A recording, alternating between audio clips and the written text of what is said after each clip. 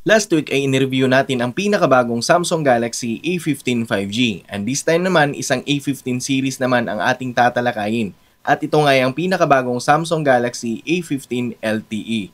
Now ang tanong natin dito, sulit din kaya ang makuha natin pagdating sa design, specification and features sa smartphone na to? Okay, unahin muna natin pag-usapan ang kanyang design. Pagdating sa design ng smartphone na to, ito ay naka-glossy finish design dito sa likod at sa material na ginamit nila dito sa kanyang frame, ito ay made in plastic. At nandito pa rin yung prism pattern design na kung saan ay pag natatapat natin ito sa ilaw or sa sinag ng araw ay kumikinang ang back panel nito. At isa din ito sa nagbibigay dagdag elegant design para sa smartphone na to. Now sa nakikita din natin dito sa likod, ito ay may tatlong camera module na may kasamang LED flash. At makikita pa din natin dito sa likod na nakaangat pa din yung disenyo ng camera module nito. Kaya kailangan talaga natin itong ingatan nang sa ganon hindi ito magagasgasan kung ilalapag man natin ito kung saan-saan. Now malipat naman tayo dito sa harap kung saan ito ay naka-water gap design camera pa din. At sa nakikita din natin dito sa kanyang bezel, manipis naman lalo na sa side bezel. Ngunit pagdating nga lang dito sa bandang chin part ay nandito pa rin yung makapal na bezel na normal na natin itong nakikita sa mga entry level to mid-range price na smartphone ni Samsung. Now mapunta naman tayo dito sa ilalim na bahagi kung saan dito natin makikita ang kanyang 3.5mm audio jack, microphone, Type-C charging port, and single stereo speaker. Samantala dito naman sa kanang bahagi ay nandito yung bagong design ni Samsung at tinatawag nila itong Key Island na napaka-komportable nitong hawakan sa tuwing tayo ay naglalaro. At makikita din natin dito sa kanang bahagi ang kanyang volume rocker and power button na may fingerprint scanner. At tinest nga natin ito at masasabi ko naman na napaka-accurate nito. Isang lapat lang natin sa ating fingerprint ay na-unlock kaagad ito. Anyway, malipat naman tayo dito sa kaliwang bahagi. Dito nakalagay ang kanyang SIM card slot na kung saan ito ay naka-hybrid na pwede lang natin lagyan ng 2 nano SIM card o di kaya 1 nano SIM card at isang micro SD card. And expandable pa din ito up to 1 TB. Kung sa display naman ni Samsung Galaxy A15 LTE ang ating pag-uusapan, ito ay naka 6.5 inches Super AMOLED display at may resolution na Fully Definition Plus 1080 by 2340 pixel at may 396 ppi. At sa nakikita din natin dito sa kanyang display, goods na goods din talaga. Matingkad ang kulay at maliwanag din ang display nito dahil sa meron din itong 800 nits peak of brightness. At kahit nasa labas man tayo ng bahay manonood ng ating paboritong movie or di kaya maglalaro man tayo sa ating paboritong online game ay ma-enjoy talaga natin. Now pagdating naman sa browsing performance nito ay may bibigay pa din nito ang hinahanap natin na smoothness sa browsing performance dahil ito ay may 90Hz screen refresh rate. Kaya asahan talaga natin na napaka-smooth nito gamitin while on browsing sa social media. And of course, pati na rin sa paglalaro ng online game. At siya nga pala, idagdag ko lang din dito na pwede natin itong mai-adjust manually down to 60Hz screen refresh rate.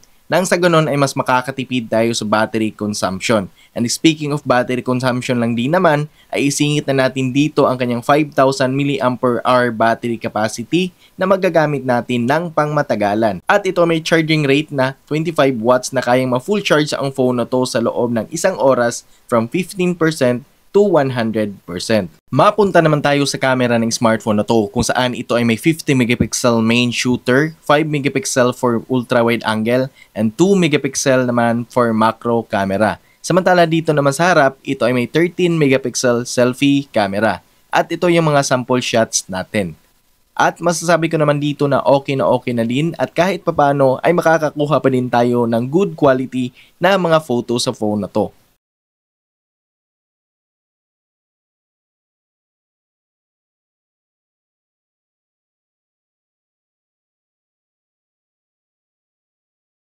At pagdating naman dito sa kanyang video resolution ay pareho lang ito front and back camera na kayang mag-record ng 1080 at 30 frames per second. At sa nakikita nyo naman dito sa sample natin na video na medyo maalog yung kuha natin. Lalo na kapag naglalakad tayo sa kadahilanan na wala pa itong Electronic Image Stabilization o EIS and Optical Image Stabilization. Pero kung gusto mo talaga itong gamitin as vlogging camera ay pwede naman basta't samahan mo na lang siguro ng gimbal. Nang sa ganon hindi magiging maalog ang kuha natin na video.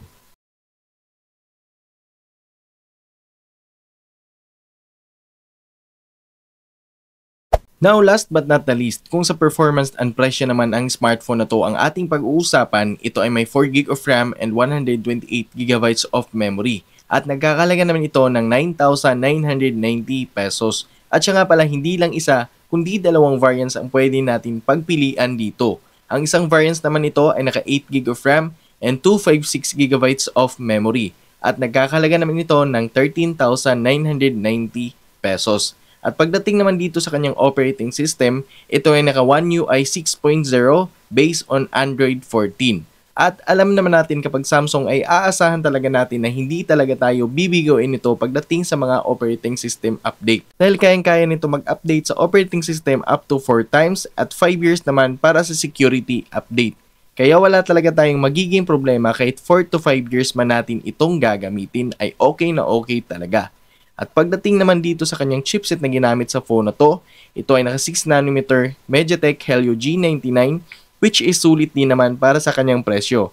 At kahit papano ay makapaglalaro pa din tayo ng mga casual game kagaya dito sa Mobile Legends. At ang maximum graphics settings na kayang maibigay ng phone na to ay Ultra Graphics and Super Frame Rate. At para sa akin ay sakto na ang graphics na to nang sa ganun hindi gaanong iinit yung device natin at hindi rin gaanong matakaw pagdating sa battery consumption.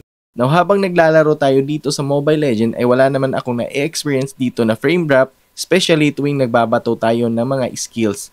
Anyway, isingit ko lang din dito na nakakuha tayo ng 390,000 na Antutu score at para sa akin ay swak at sulit ang naging score na to para dito kay Samsung Galaxy A14 LTE. And that's it. That's all for today mga ka-Android Feel and see you on my next review.